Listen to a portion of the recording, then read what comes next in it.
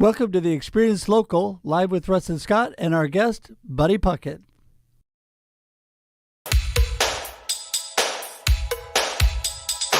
Hello, and welcome to the Experience Local with Russ and Scott. Each week, they bring you conversations with local Christian businesses and business owners. Join in every Monday live at 9 a.m. Pacific on LinkedIn, YouTube, and Facebook. The Experience Local is brought to you each week by wonderful sponsors. Guild Mortgage. Contact Buddy Puckett at 503-851-8031. NMLS number 270057. Independent Merchant Brokers. Low-cost and no-cost debit and credit card processing. 877-460-4747. IndependentMerchantBrokers.com.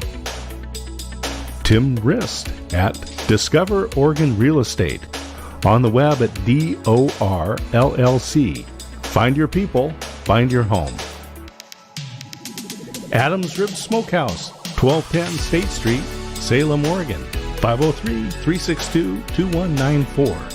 AdamsRibSmokehouse.com. Boson Hub Digital Development encourages you to join in supporting the Alzheimer Association's Walk to End Alzheimer's, alz.org. And now, your hosts for the Experience Local, Russ and Scott. All right, Scott, welcome to the Experience Local. How are you doing today, my friend? Hey, this is fun because we get to be at the rec today recording with Buddy. We're here in the studio. It's a very different experience than what we normally do through StreamYard, where we're in multiple locations.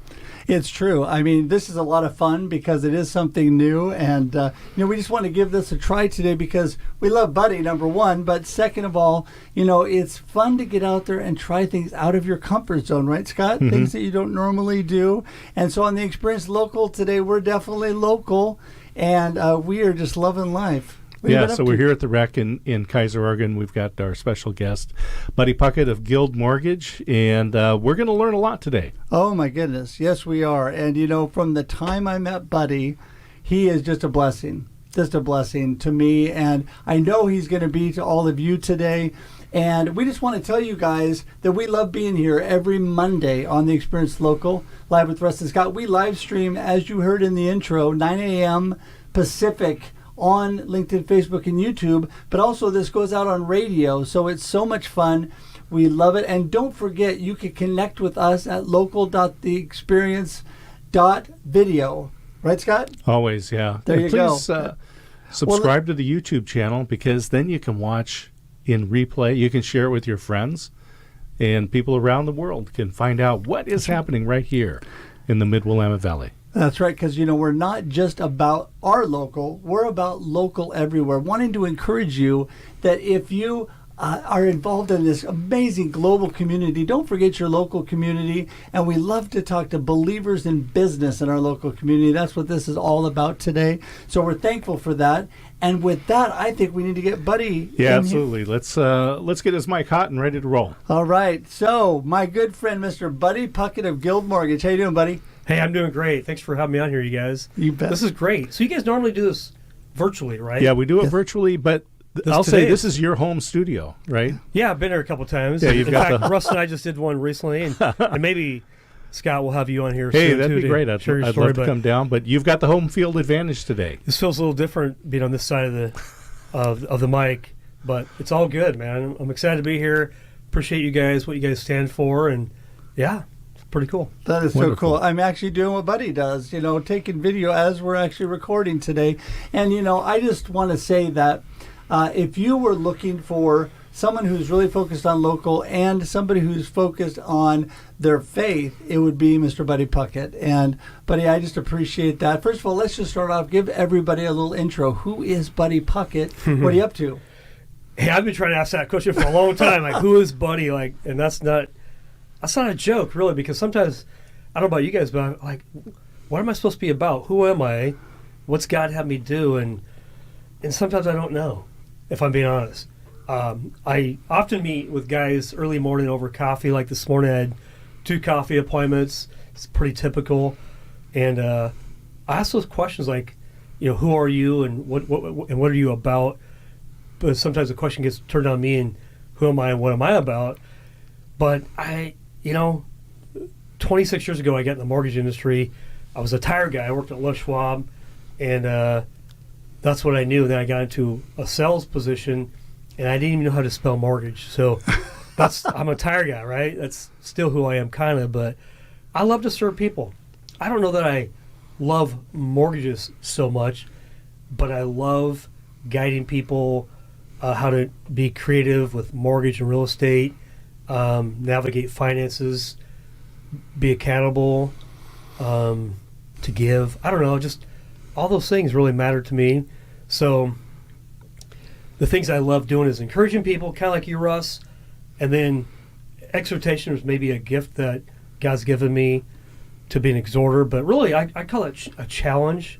So encourage people, challenge people, and then lastly to love on them. So it's really my story, but usually done somewhere over coffee in Salem, Oregon. So today's guest, Buddy Puckett of Guild Mortgage. Yeah. So 20-some years. I forget the exact number you just said. Yeah, 26. 26 years in the mortgage industry. You've seen some changes over that time. Yeah. The mortgage industry has taken us through quite a few different cycles, and obviously real estate cycles, history repeats itself. It may look a little different, but it's often similar. So, yeah, I would say 2001 we saw rates rise a couple percent. Then we had the 2008 crash. If you were in real estate or if you own real estate, you were affected. I know that I was personally, and those were really rough times. But God worked through those times, and my wife and I, we navigated and we learned a lot, and we made some adjustments, and then the last 2 years, COVID was, rates were, I'm speaking of interest rates because people love low rates, right? Nobody likes a high rate. Rates were in the 2s or the 3s, and then within about a year, rates went to 5.5% and then 8.5%. So you go from maybe a low of 2.5% to 8.5%. That's 6% difference in rate. And so our economy has slowed down, and it's been tough, if I'm being honest. If you're in the real estate market, if you're in the mortgage industry, you are feeling some pain. But, we as believers, we're called to persevere. So, if it's your calling, you're going to keep going. If it's not your calling, it might be the exit point where you get off and you do something different. So I've often tried to quit the mortgage industry. 2008, 9, 10, 11, I quit. God's like, no, not yet. And then even a year or two ago when rates were starting to go up, I'm like, man, should I be doing this? I quit. God's like, no, you're not. I don't know why. So whatever we do in life, I feel like sometimes you're called to do something. Now, oftentimes people don't go into their calling. They just default because of fear, false evidence appearing real, and they don't live the life that God's called them to. So, right. Me too. I've been challenged, like, okay, Lord, where do you want me to be? And I still ask the question, where do you want me to be? Because I want to make sure I'm doing what He wants me to do. But apparently, in this season, I'm in the mortgage industry. I do some coaching. I do some mentoring. And I do some podcasting too, by the way, Russ. I don't know if you know that. I've heard about that. Yeah. I think I might have seen one of those. You might have seen one? Yeah. I might have, yeah. It might have been you. That guy looked really familiar to me.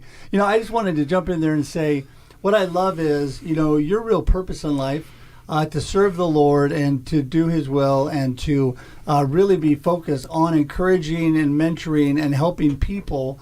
And so you are using the vehicle that God's given you, and that's a good thing. I mean, just because maybe mortgage industry is not your number one passion doesn't mean that you don't enjoy that, because you're able to reach out to so many people and influence so many people.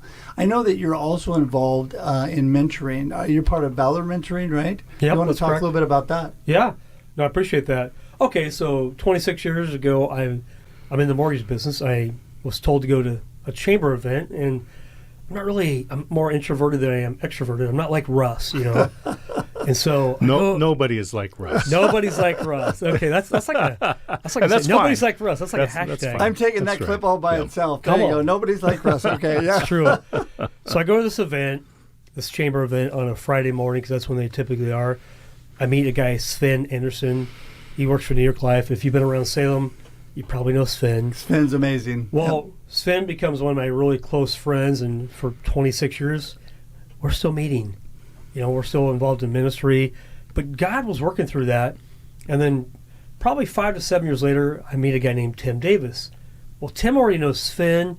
I know Sven. So Sven's kind of like he's like the anchor between me and Tim. And we started meeting, 2005, 2006, over coffee somewhere in Salem.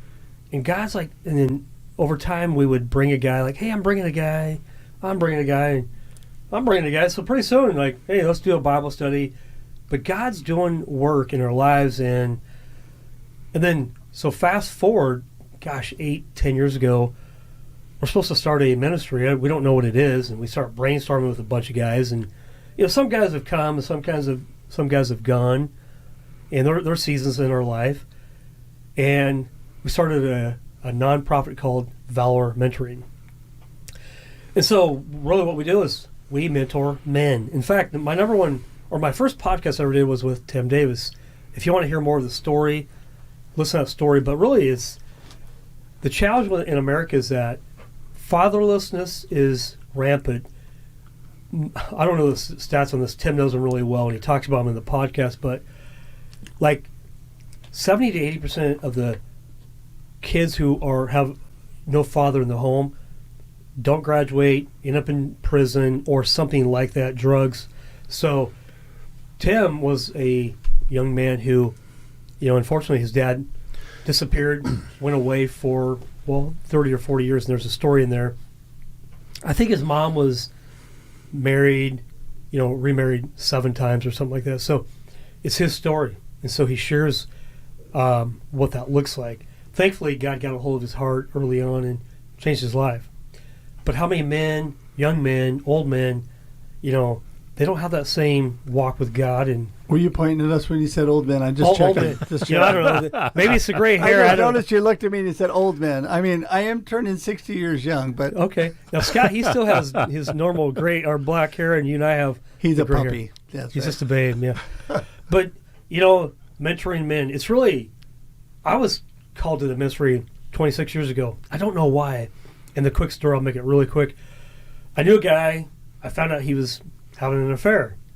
And quite honestly, anybody can have an affair, unfortunately.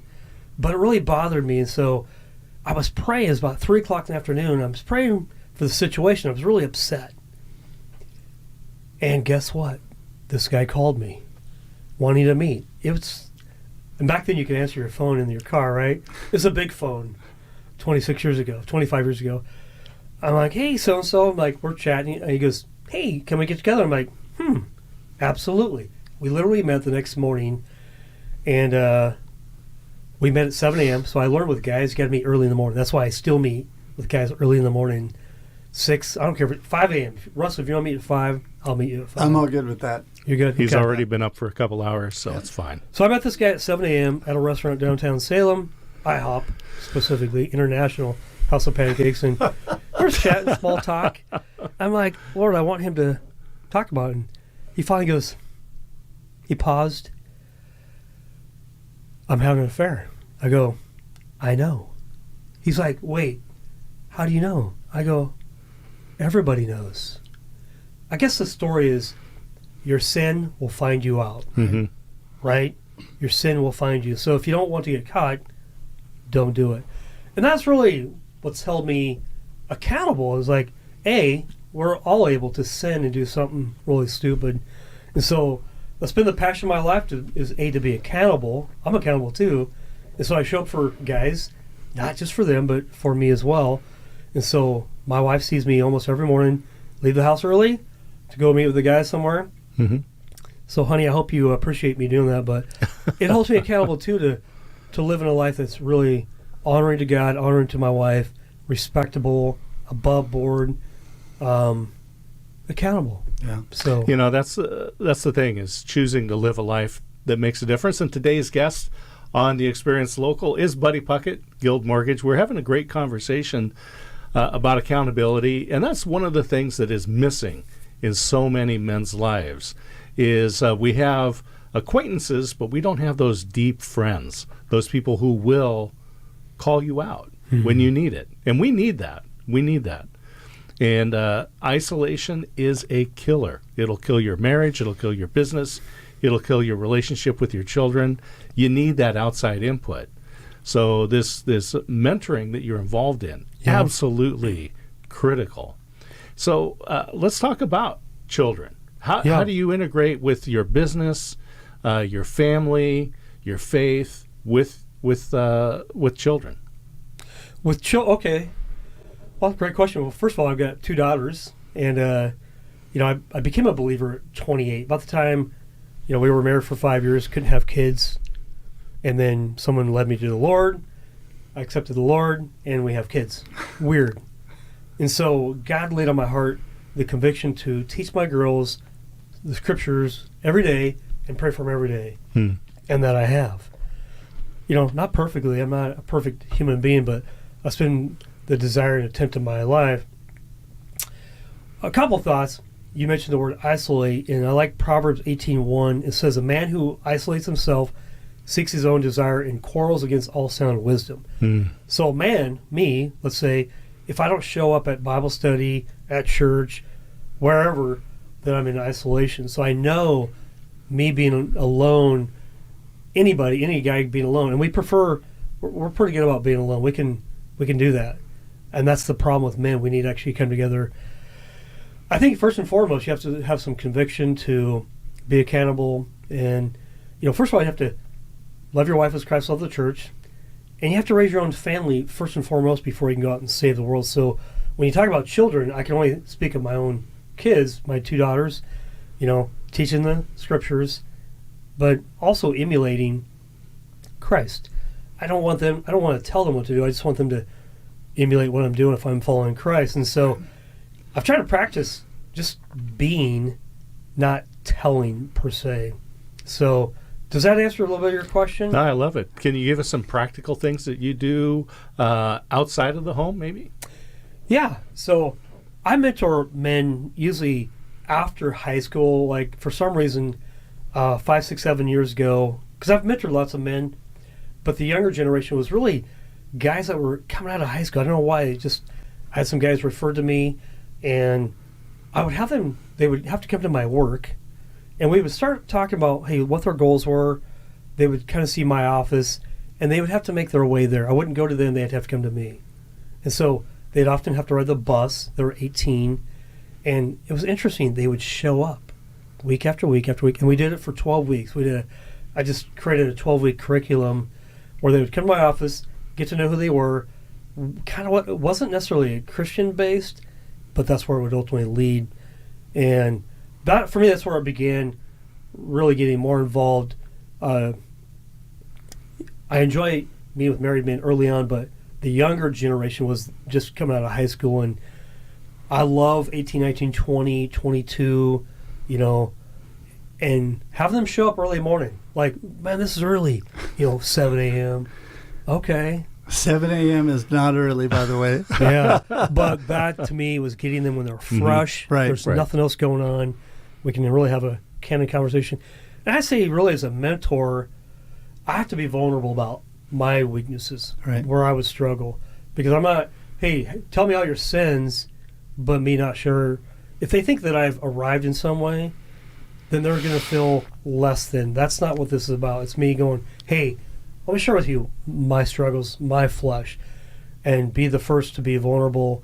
And then, hey, how about you? And open the door. So that's where I'm at. Well, see, and I love that because it's living life, the good, bad, and ugly, everything, and being honest, right? Because life is not always smooth. In fact, what's interesting is, I love what you're talking about. We were having this discussion the other day with somebody about just authentic living and really, really living for Christ to model to your children, your family. It doesn't have to be this formal Bible study and this formal thing. It can be, this is what life is all about. and this is how I feel God wants me to be, and so you're living that. But I love the fact that you're talking about occasionally things happen, and you have to be a little vulnerable. I know with financial issues, I'll be a little vulnerable here.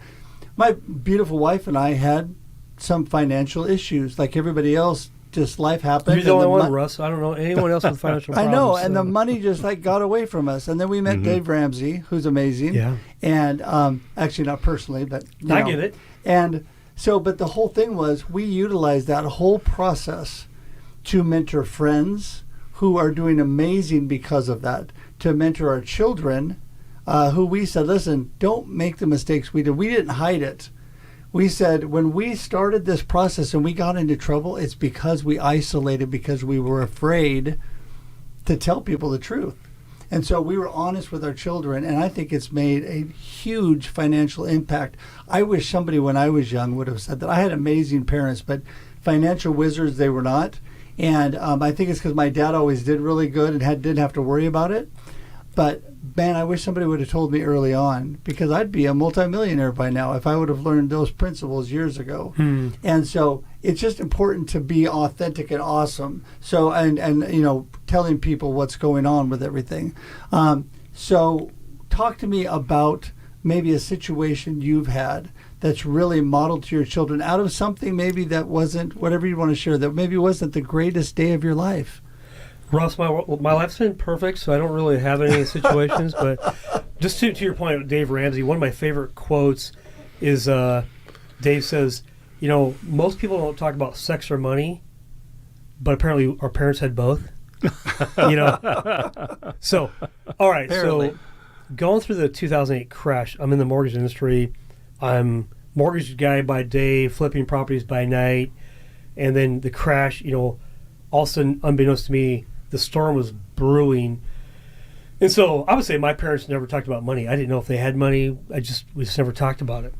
And so I didn't learn money. Now I'm in my late 30s, early 40s. I'm in the mortgage industry, but that doesn't mean you know about money, how the cycles of money go. Then the 2008 crash comes, and it's quite a storm. I thought, you know what? God's going to teach me something through this.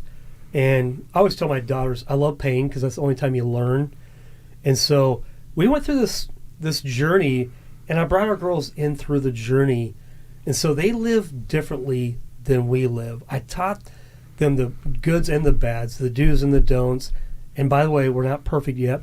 But one of the things that I actually did was when my girls were 10 and 12, they're now 25 and 27, is I came home from a seminar one time, and there's a book called Rich God, Poor God. Not Rich Dad, Poor Dad, but Rich God, Poor God.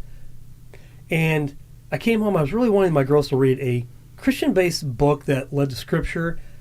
And I came home, I'm like, hey, girls, I've got a book for you to read. Like, oh, okay, whatever. I said, I'll pay you $50 each. It's funny. And my wife over here, she goes, well, if I read the book too, would you throw in an extra $50 per kid? That's $100 a person. I'm like, yes, I will. But girls, if mom doesn't read the book, you get nothing. Ooh, there so you for go. $200, Some accountability. Huh? Leverage. It's called leverage now. I love it. I love it. Leverage. And so I began teaching my girls early on. The trick was, though, I'd pay them, but they had a short window to read the book. Got my wife to read it. My wife's like, why aren't we doing this? Like, hey, good question. And so that got them making money. But then as they got older, they got to start using their own money. The trick is teach them how to make money, but also how to use money. Right. Don't give them money. Teach them how to use it. Savings account. So we'd go on trips. It's like, girls, I pay for the hotel, the airfare, the food, but all the stuff, it's on you. And I noticed that their brains are starting to work. Well, that was around Christmas, Thanksgiving, Christmas time.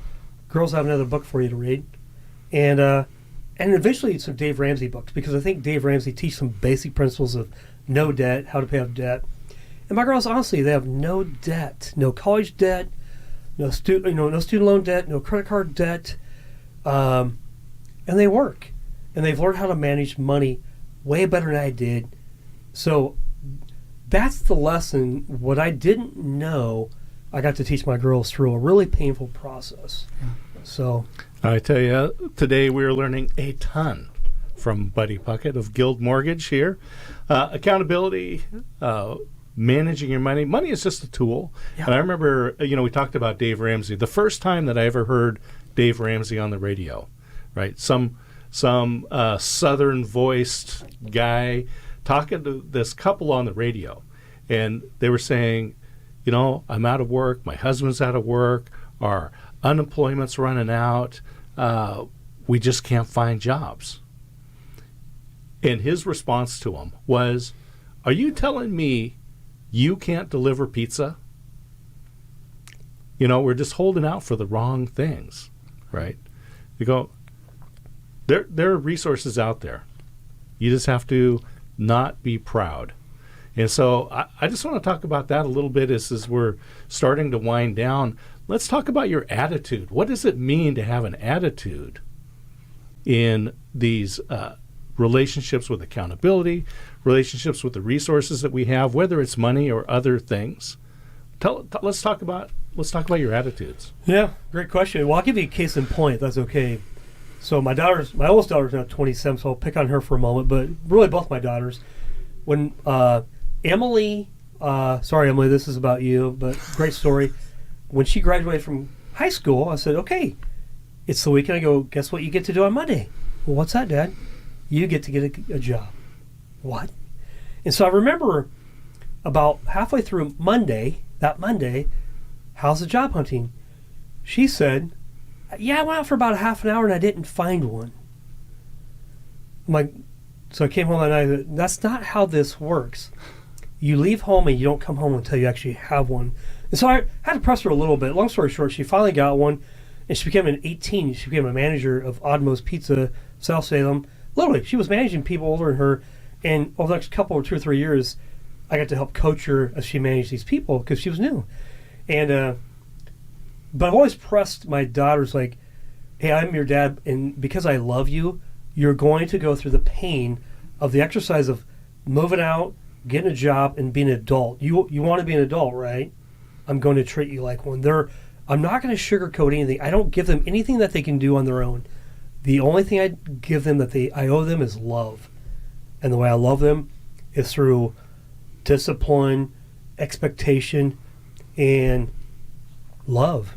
So is that maybe a case in point? I always say you have to leverage people and figure out what's going to get them to move the needle forward. Is if they don't move forward, like if you live in this house, it's going to cost you more than it's going to be to own a home.